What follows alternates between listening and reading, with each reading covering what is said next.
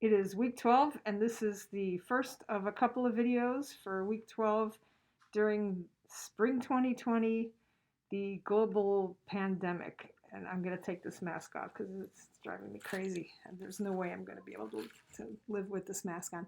Okay, so this video is the fifth in the series, and what we're going to do here is add a frog that moves and eats your squares. It is going to look something like this. Get this out. See, there's my, so a lot of my squares have run into my frog already. This is what your video, your ending video should look like. And this is what it's going to look like when it starts. There's no quote frog here. So here's how you guys are going to get started. Right now, you probably have this. You have week 11, you got a circle, you got some other stuff in there. You probably have OOP in there. We are going to make a week 12 folder and we'll put OOP in there. All right, so let's, instead of duplicating week 1, let's do something more exciting. So if you click on P5 here, you can right click on that and you can make a new folder through Atom, for those of you guys who can still stand Atom.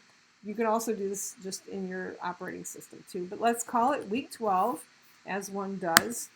And then I can see in here, I'll see week 12. Look at that. Here was week 11, and here's week 12, and there's nothing in it yet. What I will do is I'll duplicate my final OOP that I had from week 11 because I'm going to move on now with week 12. So inside here, I will click on the whole folder of OOP because I need index and sketch.js. So click on the folder and duplicate the OOP from week 11 and put that week 12, and you can call it whatever you want. You can still call it OOP because you're duplicating it in another folder. Okay, I'm just going to do that. So now I can start with week 12 OOP. If I want to check that it's right, I can right click on index.html and open a browser, and let's make sure that, yeah, good, that's what I expected to have happen. So for this video, for this video, you guys are going to start with this. This is the code you uploaded last week. We're going to have a white circle right down here, and when we press our arrow keys, the white circle is going to move around. Okay, that's this video. So let's get started. So if I asked you guys to make a white circle down here, oh, and also the first thing we're going to do is we're going to make our boxes smaller. The boxes are too big right now, I think. We are here. We have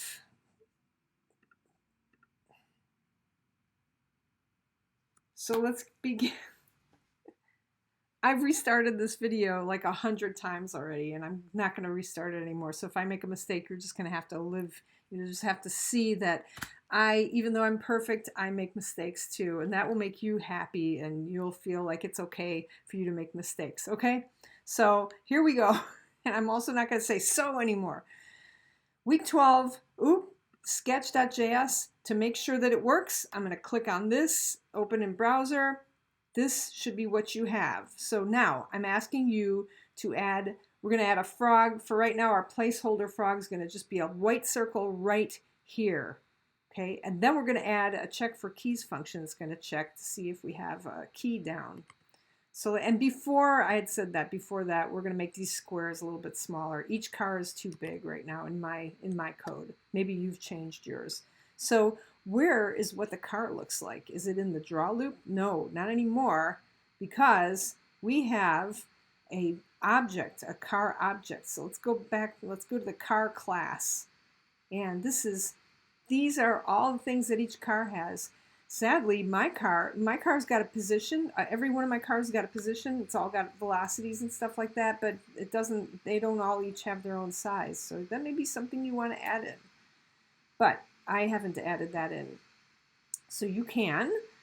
For right now, this is the display method, and this is what's deciding on what my car should look like. So one of you guys has got an extra parameter in here. It was the most amazing error ever, and I didn't catch it until later. But if you have a fifth parameter in a rectangle command, it is a radius of all the corners. So check this out. Now my squares are circles. And I think if I like did 20 or something like that, there'd be like a 20 radius, a 20 pixel radius. So they look, that's kind of cool, right? It's kind of stylish. All right, so that's if you add, that was somebody in the class had an extra parameter in theirs, which I just thought was coolest thing ever. Anyway, these are the sizes though. All the squares here are 100 by 100 and I want to make them smaller. So I'm going to just change them to be 30 by 30 to make my game a little bit harder. So, and I took out that fifth parameter. So these are actually going to be straight on rectangles now, straight on boxes. Okay, good. Now I want to put a white circle right here. And then later on I'm going to have it run into these things and kill them and eat them. Okay, so the next thing is to add a circle in. That'll be like a frog. Now, each one of these boxes here is a function or is a class. If you want to add a class of like eater, or I keep calling it a frog because I originally considered this a Frogger game. It's not by any means a Frogger game. It's like a collector. I should call it a collector.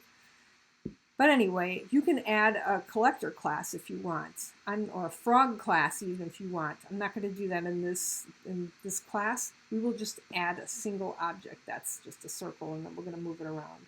So I'm going to do that here at the bottom of the draw loop. Look at how small our draw loop is. All it has is a background, and then it's just looping through all the cars. Remember, this is going to be very important later because we're going to add collision detection inside this for loop. Okay. But now, not inside the for loop, but still inside the draw loop, let's put our frog. So let's make a comment called frog, and here's where I want you to make a white ellipse, or whatever color. Well, I suppose maybe we should make a green ellipse, huh? Let's do that. Fill green. Okay? And then here is where I'll put an ellipse after this ellipse. Now, where am I going to put it? I'm not really even sure. Like sometimes when I tell you guys to make an ellipse, remember, I'm just like, just write 100, comma, 100, comma, 100, comma, 100. Just, and then you'll see an ellipse there. Let's just do that. Let's just make sure I can even do this. I'm so freaked out about my programming skills. So click. Oh, look at that. I made an ellipse. I did it. I was able to do it. Now, I'm telling you guys I want it to start down here maybe. So that's halfway, that's the middle of the screen on the X location. And then it's like 100 above where the Y ends, like the height of the screen. So remember how to do that? Let's see. Instead, well, actually, what we're gonna need is we're gonna need a variable because we're gonna want to move that around depending on what keys we're hitting, right? So let's put a variable here. Now we could have frog X and frog Y here, but now that we know how to use this create vector thing, look, the answer is right here already, guys. But now we know how to make vectors. We're gonna have just a vector. It's going to be called frogpos. So write var frogpos, just like I did right there. And then here, the create vector command, you're going to do frogpos equals, use create vector in P5JS here. It might even be a JavaScript, who knows. So here, I'm going to hard code it. So what I had originally was 100, comma 100 for its position. But I want it to start, like I said, in the middle bottom of the screen. So middle of the screen is width over 2, or I'm just going to write 400 now. 400. And I had this whole long conversation with you guys like about 4 takes ago that I deleted. But some of you guys are writing width over, like, you know, you're like, okay, width over 2, and then you're like, oh, I want it to be up 100. And so then you try width over 3, and then you try width over 4. These are weird dividing things. This is only if you want to like put lines across the screen exactly 4 apart or something like that, right? If you're not totally sure that you need this width over 2 command, then and you're not totally sure what you're doing, just write 400 there. That's what I'm going to write today since I've done this video like 6 times already. And I said I wanted it 100 from the bottom, so for real, I'm actually going to write height minus 100. That'll be 100 from the bottom, okay? And now I have a variable with a vector in it that says position something right here. So here is where I will use that. Remember, if you've got a vector, if my frogpos is vector, I have a dot x and a dot y for it. So frogpos.x, and here frogpos.y, frogpos.y, and this, now I'm saving it and I'm gonna check it. Just make sure that it's down there. Cool, all right, it's down there, and actually I think I'll make it a little smaller. It's giant. My boxes are gonna feel really scared of it. So maybe I'll make it 50 by 50, okay? Good. So now I want to check to see if I'm hitting a key, an arrow key. I'm using arrow keys. You guys can change it if you want later. But I'm going to check, I'm going to have a subroutine or a function here called check for keys. And then outside of the draw loop here, I'm going to make the function. And it's going to check to see if a key is down. And if a key is down, then like if the left arrow key is down, I'm going to move my frog left. And if the up arrow is clicked, I'm going to move it up, and so on. So you guys already know how to make a function, and I'm going to make a function called check for keys.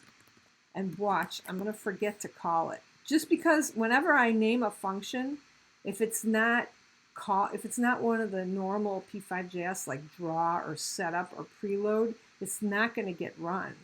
I can put whatever code in here that I want, but it won't get run unless I call it. And so to call it, I'm going to call it here right after I make my frog. I'm going to call it now so I don't forget. Okay, so that calls it. That says run whatever code's in function check for keys. So let's put some code in there now. So let's see if I can remember what this is. So I know I want to check to see if there's a key down. So if there's a key is down command, is down command. And you can even look it up. Look it up in P5JS. Look at, my goodness, why is this so slow? P5JS, key is down. Check that out. So you can even look and see, oh, what's in here? What code do they have? Do they have any cool code in here? Oh, look at that. So actually, if I click on this, that is exactly what I want to have happen here, right? So look at that. They're moving that ellipse. This is kind of exactly what I want. They're moving this ellipse, and this ellipse has an X and a Y. They're not using a vector because they're not as cool as we are. But we're going to want this code. So you can even copy this code if you want. That way you'll know to make sure that you capitalize I and D here, and key is down. I can't seem to copy it, so I'm just gonna type it in here, and we'll see if I get it right. So if key is down, I've already forgot. Look, with a parenthesis, got to spell it exactly like that. If key is down, parenthesis, left underbar arrow, then I'll do something. So they've got curly brackets and then just the X. They're moving their X minusing. But I think I'm not going to make curly brackets because I don't think I need it. You don't really need them if you're only going to do one thing here. So if key is down, left arrow, my frog position, notice how I'm just copying this so I don't mistype it. Frog pos, I'll do minus equals 5. That means frog pos equals frog pos minus 5. Okay. Now I'm so freaked out, I'm going to check to see if it works. So only my left arrow is going to work. Let's see if it works. If I get an error. So I'm going to reset. And okay, I got to click on the back of the screen first, and I'm going to hit my left arrow. Oh, it's working. I hope your guys' is working too. Okay. So now, you know what? I'm going to copy this so I don't have to recopy it over and over again. 2, 3, 4. Add and beautify. And if key is down, left arrow. If key is down, right arrow. Frog pos equals frog pos plus 5. If key is down, up arrow. Frog pos, that's where I want Y, right? Up means minusing in the Y position. Like this is 800 and this is 700 and this is 600, right? Stuff like that. So you want a minus there. And if this is a down arrow, I'm going to want frog pause y, and I'm going to want plus equals 5. Remember that plus equals 5 means frog pause dot y equals frog pause dot y plus 5. Okay, let's see if I have a liberated frog now. I have to restart it because I'm not using Atom Live Server. Okay, yay! Awesome, awesome, awesome. I almost feel like I should stop the video here because I haven't made a mistake yet. This is terrific. But let's carry on, shall we? What else? What more could go wrong? So the next thing that we want to do is we want to check to see if this, get myself back up here because I'm actually talking to myself here. If this thing's distance between every single one of these frogs is less than probably its radius plus the radius of the other thing we're checking, if that distance is less than it, we know we want to kill it. We want to eat it. Maybe we want it to go away. Later on, maybe you want something to explode. But this is what we're going to do. So we're going to have to test this frog with every single car, every single loop. We're going to test the distance. And if the distance is teeny, so look at that. See, we almost ran into something. See, if I run into that purple thing, if I run into one of these, I want to make it go away. So how do we do that? So here's how we do that. Oh, where do we do that, in fact? Well, in the draw loop here, and here's the end of the draw loop. Look, my check for keys is not inside my draw loop. Right here, oh, sorry, right here is where we are going through every single car. In fact, we know every single car's location inside here. We have cars.i. So the way to test the distance with a vector is to put .dist next to it. Watch this, this is so cool. So cars I dot pause, because it's called pause, right? The car's position is, yeah, pause. Okay, cars dot pause dot dist. That's going to calculate the distance to something else. What do we want to calculate the distance to? Frog pause, I think, I hope. Okay, so good. This is the distance between this particular car. See, we're going through the car loop here. We're iterating through it.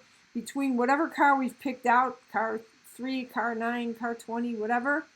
This is the distance between it and the frog right here. So if that distance is less than, I'm just gonna make a number here. I'm just gonna say 50, and I might make it smaller. And you can do a calculation on this if you want. Go for it. But I'm gonna just, this is like a hit circle around something, right? And I'm gonna make it bigger if I need it bigger. I'm gonna make it smaller if I need it smaller. If cars dot pause dot this is less than 50, then boom, I want to kill something. I want that thing to go away. I want this particular car to go away. So the way that you can take something out of an array is called the splice command. I had to look that up. But the way I use splice here is cars dot, since cars is the array. Look. It's an empty array here, but here's where we push like 20 newly spawned cars, right? So cars dot splice, and we'll say the position where we want to splice something